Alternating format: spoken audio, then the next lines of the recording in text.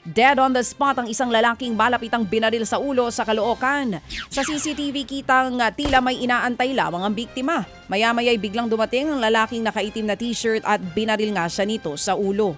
Bumulagta po agad ang biktima. Pero ayon sa barangay, dati nang napablotter sa kanila ang lalaking binaril.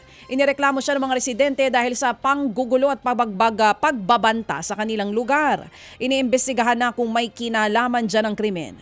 Nagsasagawa naman ng backtracking ang South Caloocan Police para matukoy ang suspect.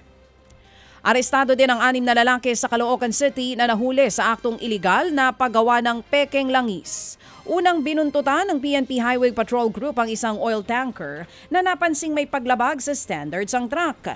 Nang makarating sa isang compound, doon na po nahuli sa akto na isinasali ng ilang lalaki ang laman ng tanker sa mga maliliit na drum na naglalaman daw ng mga produktong petrolyo. 10,000 litro ng chemical na methanol ang laman ng tanker.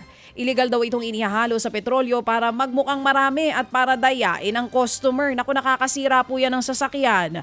Bagsak presyo din nila itong iniaalok sa mga motorista. Tumanggi nang magbigay ng pahayag ang mga suspect. Patuloy namang nag-iimbestiga ang pulisya sa kung sino ang may-ari ng depot.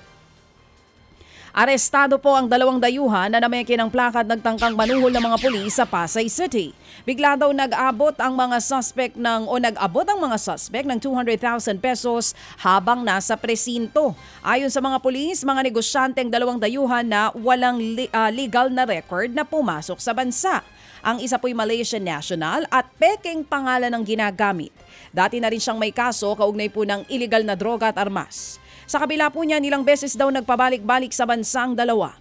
Nakuha sa kanilang isang luxury van na may peke ring conduction sticker. Nakuha rin sa loob ng sasakyan ang ilan pang plaka, mga bonnet, baril at mga bala. Iniimbestigahan na po yan sa ngayon. Sinampahan na ang suspect ng kaukulang reklamo.